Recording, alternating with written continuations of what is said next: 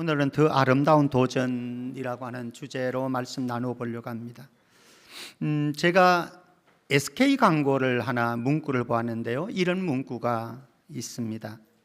나의 도전이 지금의 나를 만들었고 미래의 나는 지금의 나를 넘어설 것이다.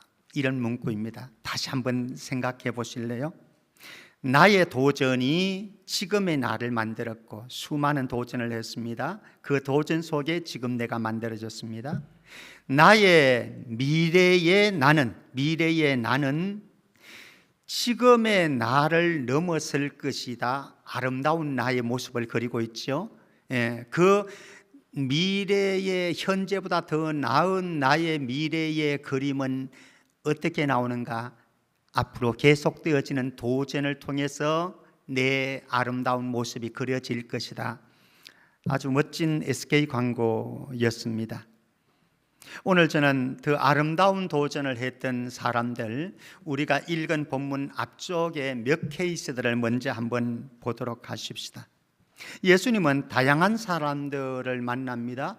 그리고 그들의 삶의 현재의 삶에서 도전을 하셔서 더 아름다운 삶을 만들어 가고 계십니다. 어떻게 예수님이 현재의 그들의 삶을 더 아름답게 만들어 가시는지, 도전을 어떻게 하시는지 몇 케이스 보겠습니다. 먼저 16절에서 20절 말씀에 보면은 예수님께서 어부들을 향해서 도전을 하십니다. 그리고 그들의 도전을 통해서 이루려고 하는 것은 위대한 비전의 세계를 향해서 나아가도록 하십니다.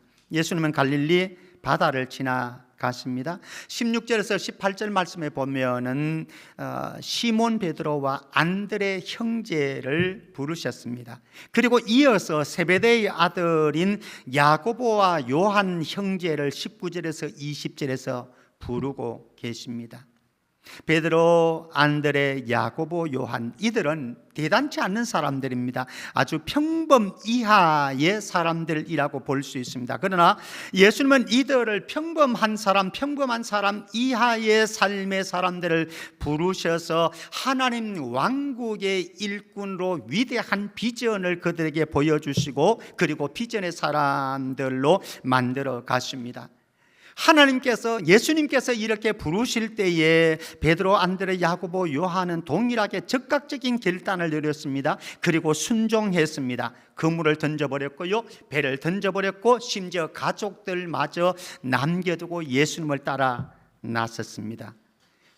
예수님은 그들을 사람을 낚는 어부의 삶에서 직장생활, 사업하느라, 가정생활 하느라 분주한 삶을 살아갔던 이들의 삶을 영혼을 추수하는 사람을 낚는 어부로 만들기 위해서 지금 그들을 찾아오셨고 그들을 부르셨고 그들을 그러한 존재로 영혼의 추수꾼으로 사람을 낚는 어부로 만드셨습니다. 어쩌면 이 시간 예수님은 저와 여러분들에게 찾아오셔서 우리로 하여금 우리 일에 분주한 저와 여러분들에게 도전을 하실 것입니다. 물고기를 낚는 어부의 자리에서 내가 가지고 있는 하나님 나라의 비전을 가지고 너희들은 사람을 낚는 어부가 되어져라. 행복축제가 바로 영혼의 축제를 위해서 부르시는 하나님의 부르심인 줄 알고 우리 성천의 모든 성도들은 한 사람도 예외 없이 위대한 하나님의 부르심의 도전 앞에 우리 쓰임받을 수 있기를 주님의 이름으로 축복합니다. 어부들을 향해서 도전을 하신 예수님, 이제 조금 장소와 공간을 이동합니다. 그래서 21절에서 28절 말씀에 가면은 더러운 귀신 들린 한 사람을 향해서 도전을 합니다. 그에게 하나님의 형상을 회복시켜 주셨고 하나님의 통치를 받는 인생을 살아가도록 예수님께서 불러주셨습니다. 예수님은 가버나움 동네로 들어가셨습니다. 안식일이었습니다. 회당에 가셨습니다. 그리고 왕적인 권위를 가지고 메시아로서 사람들에게 천국 복음을 가르쳐 주었습니다. 사람들은 깜짝 놀랐죠. 목수 출신의 예수가 도대체 어떻게 저런 이야기를, 저런 말을 할 수, 가르침을 줄 수 있는가 깜짝 놀랐습니다. 그때 그 자리에, 그 공간에서 더러운 귀신 들린 한 사람이 고래고래 고함을 지릅니다. 24절 말씀 우리 같이 읽습니다. 24절 같이요, 시작. 나사렛 예수여, 우리가 당신과 무슨 상관이 있나이까? 우리를 멸하려 왔나이까? 나는 당신이 누구인 줄 아노니 하나님의 거룩한 자니이다. 이 사람은 고함을 지르는데 이 고함을 지르는 이 존재는 누구일까요? 사실 이 사람이라고 하기보다는 그 속에 있는 더러운 귀신이 외치는 소리인 거죠. 그는 기가 막히게 예수님을 정확하게 알아맞춥니다. 나사렛 예수여, 우리가 당신과 무슨 상관이 있나이까? 우리를 멸하러 왔나이까? 예수님 이 땅에 뭐하러 오셨어요? 마귀의 일을 멸하려고 오신 거예요. 우리 요한일서 3장 8절 말씀 봅니다. 요한일서 3장 8절 같이 읽습니다. 시작. 죄를 짓는 자는 마귀에게 속하나니 마귀는 처음부터 범죄함이라. 하나님의 아들이 나타나신 것은 마귀의 일을 멸하려 하심이라. 지금 마귀는, 귀신은 한 사람에게 들어가서 이 사람에게 있는 하나님의 형상을 파괴해 놓았습니다. 그리고 하나님의 통치에서 멀어진 인생 살도록 만들어 버렸습니다. 그런데 예수님은 한 사람의 인생에 개입하시고 찾아오셔서 그에게 하나님의 형상을 다시 회복시켜주고 하나님의 통치를 받는 인생으로 바꾸어주고, 그래서 하나님의 영광을 위해서 살아갈 수 있는 인생을, 새로운 인생을 출발하도록 만들기 위해서 예수님께서는 더러운 귀신 들린 사람을 찾아오셨습니다. 이 예수님이 저와 여러분들에게 찾아오셔서 이미 하나님의 형상을 회복시켜 주신 줄 믿습니다. 이미 우리는 예수님으로 인해서 하나님의 통치를 받는 존재로 새롭게 변화되어진 줄 믿습니다. 이제는 아직까지 하나님의 형상을 저버리고 하나님의 통치보다는 마귀의 통치를 받고 더러운 일에 쓰임을 받고 더러운 일에 달려가고 있는 한 사람의 인생을 예비해 놓고 행복축제에 우리를 사용하시려고 계획하고 계십니다. 그 사람에게 예수님 찾아가셔서 하나님의 형상을 회복시켜 주신 것처럼 저와 여러분들도 그 사람에게 찾아가서 하나님의 형상을 회복시켜 주는 은혜가 있기를 바랍니다. 그리고 그 사람으로 하여금 마귀의 통치 속에 살아가는 인생이 아니라 하나님의 통치 속에 살아가는 인생으로 만들기 위해서 이번 행복축제에 우리 모두가 사용되어지는 은혜가 있기를 바랍니다. 세 번째 도전이 이루어집니다. 29절에서 34절 말씀, 29절에서 34절 말씀 보면은요, 예수님은 이제 회당에서 나왔습니다. 그리고 시몬 베드로와 안드레의 집으로 들어가셨습니다. 근데 거기에는 베드로의 장모가 있었는데 그 베드로의 장모가 열병으로 죽어가고 고통당하고 있습니다. 예수님은 베드로의 장모의 열병을 깨끗하게 고쳐주셨습니다. 날이 어느덧 저물어지고 있습니다. 어둠이 깃드는 그런 밤이 되어가고 있습니다. 사람들은 예수님이 이런 기적을 일으키는 것을 보고 많은 각종 병든 자들을 데리고 왔습니다. 그리고 그 가운데는 귀신 들린 사람들도 많았습니다. 이제 밤이 되었으니, 어두워졌으니 집으로 돌아가라 이렇게 하실 수도 있습니다만 예수님은 한 사람도 돌려보내시지 아니하시고 일일이 각종 질병으로 고통당하는 사람들을 고쳐주셨고 귀신 들린 사람들을 고쳐주셨습니다. 그리고 사탄의 권세를 허물어 버리시고 그곳에 하나님의 권세와 통치를 실현시켜 주셨습니다. 예수님은 병든 자들에게, 마귀에게 고통당하는 자들에게 유일한 소망이십니다. 저와 여러분들이 그분을 만나서 우리의 인생이 변화되어졌고, 그래서 우리가 이제는 하나님의 형상을 가지고 하나님의 통치를 받으면서 천국의 삶을 살아가는 존재로 변화되어졌습니다. 예수님은 초라한 인생을 찾아오셔서 그 인생을 더 아름다운 인생으로 초대해 주셨고, 예수님은 망가진 한 사람의 인생에 찾아오셔서 복음을 통해서 정상적인, 아니 더 아름다운 멋진 인생을 살아가도록 만들어 주셨습니다. 누군가가 초라한 인생을 살아가고 더러운 일에 인생을 투자하고 있고 망가진 인생을 살아가는 수많은 사람들 가운데 누군가가 이번 행복축제에 저와 여러분들을 만나서 그 인생의 화려하고 아름다운 행복한 인생으로 출발할 수 있는 계기가 되어진다고 한다면 이것이 바로 행복축제 아니겠습니까?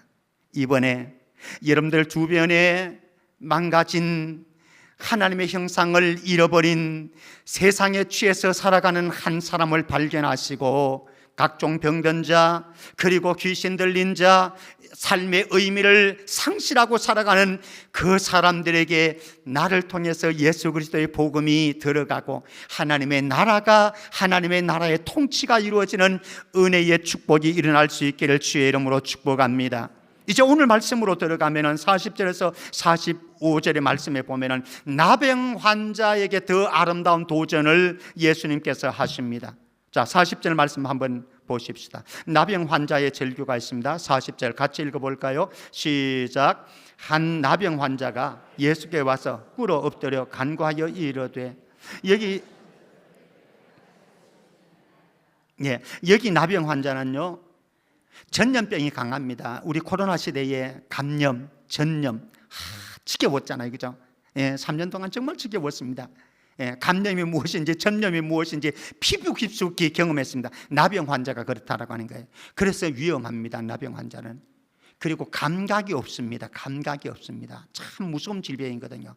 그런데 이런 이 생리적인 질병보다 더 무서운 것이 있습니다. 우리 레위기 13장 45절 46절입니다. 제가 한번 읽어보겠습니다.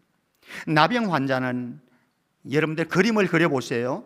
나병 환자는 옷을 찢고 머리를 풀고 윈 입술을 가리고 외치는데 같이요. 시작. 됐습니다. 부정하다, 부정하다 외칠 것이요, 병 있는 날 동안에는 어떻게 늘 부정할 것이라. 그래서 그가 부정한 적 혼자 살되 진영 밖에서 살지니라. 가족도 내보냅니다. 이 사람을. 아들, 딸이지만은 남편이고 아내지만은 같이 살 수 없었어. 왜? 부정했기 때문에, 부정한 존재가 되었기 때문에 이 사람과 접촉하게 되어지면 나도 부정하게 되어지는 거예요. 종교적인 의미입니다. 그래서 사랑하지만 아끼지만은 어쩔 수 없이 마을 밖으로, 집 밖으로 내보내서 저 광야 어느 곳에서 홀로 외로이 격리된 삶을 살아가는 사람, 사회에서 격리당한 인생이, 바로 저주받은 인생이 바로 이 나병 환자입니다. 그래서 이 사람은요, 사람들 가까이 다가가면 안 되는 거예요.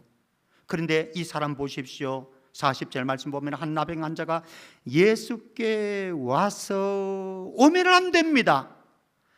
그런데 너무 절박합니다. 이 기회가 내 인생의 마지막 기회라고 생각되어졌습니다. 그래서 예수님에게 안 다가가면 안 됩니다. 그래서 예수님의 옷자락을 붙잡기 위해서, 예수님의 도움을 요청하기 위해서 그는 갔습니다. 그 다음에 보십시오.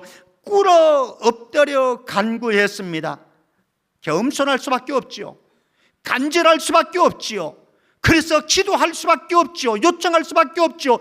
당신이 나를 불쌍히 여기셔서 당신이 나를 도와주셔야 됩니다. 그렇지 않으면 나에게는 소망이 없습니다. 사랑하는 성도 여러분, 이번 행복축제를 감당하는 저와 여러분들도 이런 나병 환자의 간절함이 우리에게 있기를 바라고요, 그 간절함을 가지고 한 영혼을 찾아갈 수 있기를 바랍니다. 그리고 그는 치유의 확신을 가지고 요청을 합니다. 주님께 간구합니다. 원하시면 죄를 깨끗하게 하실 수 있나이다. 믿지 않는 불신자들의 망가진 인생을 깨끗하게 치유하고 회복시키고 고칠 수 있는 분은 예수님밖에 없습니다. 그래서 우리는 이번 행복축제를 하는 거예요. 만약에 다른 길이 있다고 한다면, 다른 대안이 있다고 한다면 우리는 그 대안을 찾아야 되죠. 그러나 없습니다. 자, 예수님의 마음 한번 보십시다. 우리 행복축제를 한 동안 우리에게 꼭 필요한 마음입니다. 41절 말씀. 예수께서 불쌍히 여기사. 사랑하는 성도 여러분, 이번 행복축제의 가장 소중한 것은 이것입니다. 저와 여러분들의 마음에 불쌍히 여기는 마음, 내장이 끊어지는 것과 같은 통증을 느끼는 마음이, 이게 긍휼히 여기는 마음, 불쌍히 여기는 마음이거든요. 그 영혼들이 불쌍히 여기는 마음이, 예수님의 마음이, 하나님의 마음이 우리에게 찾아와야만 행복축제에 움직일 수가 있습니다. 그 마음이 없으면 우리는, 제가 아무리 설교를 한다고 할지라도, 아무리 외친다고 할지라도 여러분들이 움직이질 않아요. 성령께서 저와 여러분들 모두에게 정말로 예수님에게 있었던 불쌍히 여기는 하나님의 마음을 부어주시는 은혜가 있기를 바랍니다. 자, 그 다음에 불쌍히 여기사 손을 내밀어 그에게 대시며. 예수님 지금 율법을 어기고 있습니다. 손을 대면은 대는 사람이 부정하게 되기 때문에 하면은 안 됩니다. 금기사항입니다. 이 나병 환자가 예수님에게 다가와도 이거는 안 되는 금기사항입니다. 그런데 다가왔습니다. 예수님도 주저하지 않았습니다. 금기사항인 율법을 깨뜨리면서까지 손을 내밀어서 그에게 되셨습니다. 왜? 이 사람을 살리는 것이 너무나 중요하기 때문에, 율법의 말씀도 너무나 중요하지만은 이 사람을 살려야 된다고 하는 절박함 때문에 예수님은 그 사람에게 손을 대셨습니다. 그리고 말씀합니다. 내가 원하노니 깨끗함을 받으라. 이게 메시아의 마음입니다. 메시아를 보내신 하나님의 마음입니다. 메시아이신 예수님은 우리 모두가 깨끗함을 받기를 원하고 계십니다. 죄에서 자유함을, 깨끗함을 받기를 원하고, 우리의 영혼의 해방을 받기를 원하고, 그래서 영원한 형벌의 세계에서 영원한 천국의 세계로 나아가기를 원하는 하나님의 마음이 있는데, 인생의 영원한 솔루션은 무엇인가? 42절 말씀 보면은 곧 나병이 그 사람에게 떠나가고 깨끗해졌더라. 솔루션은 다른 거 없습니다. 예수님밖에는 없습니다. 이미 말씀드렸지만 예수님 외에 다른 솔루션이 있다고 한다면, 해결책이 있다고 한다면 우리는 그것을 동원해야 할 겁니다. 그러나 예수밖에 솔루션이 없기 때문에, 문제 해결의 치유책이 없기 때문에 이번 기회에 저와 여러분들이 예수 그리스도의 마음을 가지고, 예수 그리스도의 복음을 가지고, 예수 그리스도의 심장을 가지고 사람들을 찾아갈 수 있기를 축복합니다. 자, 침묵할 수 없는 비밀, 예수님께서는 엄중한 명령을 43절 44절에서 말씀합니다. 44절만 한번 말씀 읽어보십시다. 같이요, 시작. 이러시되 삼가 아무에게 아무 말도 하지 말고 가서 내 몸을 제사장에게 보이고 내가 깨끗하게 되었으니 모세가 명한 것을 드려 그들에게 입증하라 하셨더라. 두 가지를 명령합니다. 하나는 하나님의 때가 안 됐다, 내 때가 안 됐다, 때가 안 됐으니 아직은 침묵해라, 아무에게도 얘기하지 마라. 첫 번째. 두 번째 경계하셨습니다. 가서 너의 몸을 제사장에게 보여줘라. 그리고 제사장에게 판정받으라. 그래서 깨끗하다고 해야 너가 가정으로, 동네로 돌아갈 수 있으니 깨끗하다고 하는 판정을 받고 너의 가족의 품으로 돌아가라, 동네로 돌아가라, 사회적인 삶을 누려가라, 회복시켜 주셨습니다. 그런데 놀라운 일이 있습니다. 45절 말씀입니다. 그러나 그 사람이 나가서 이 일을 많이 전파하여 널리 퍼지게 하니, 하지 말라고 그랬는데, 경고를 했는데 왜 엄중한 예수님의 말씀을 듣지 않습니까? 여기에는 또 다른 비밀이 있습니다만은, 그러나 이 속에서 우리가 한 가지만 생각해 볼 것은, 이 나병 환자로서는 이 질병 때문에 얼마나 고통을 당하고 신음을 하고 인생을 고민하고 살아왔는데, 예수님을 통해서 고침받았으니 이 감격을, 이 기쁨을 어떻게 참을 수가 있겠습니까? 참을 수 없는 감격과 기쁨이, 감당할 수 없는, 침묵할 수 없는 이 감격과 기쁨이 이 나병 환자에게 있었던 거예요. 그래서 동네방네 사람들에게 떠들고 다니는 거죠. 사랑하는 성도 여러분, 우리에게도 예수 그리스도의 영이 임해서 정말로 우리가 주체할 수 없을 정도의, 침묵할 수 없을 정도의 복음의 감격과 기쁨이 있어서, 예수 그리스도의 사랑에 대한 감정과 기쁨이 있어서 우리의 주변의 사람들에게 전하지 않으면, 선포하지 않으면, 알리지 않으면 안 되는 그런 충동과 감동과 은혜가 우리 모두에게 일어나서 나를 통해서 예수님을 만났던 한 사람의 인생에 아름다운 출발이 이루어졌듯이, 나를 만나는 그 사람들이 새로운 인생의 아름다운 도전이 일어날 수 있는 행복 축제 되기를 주의 이름으로 축복합니다.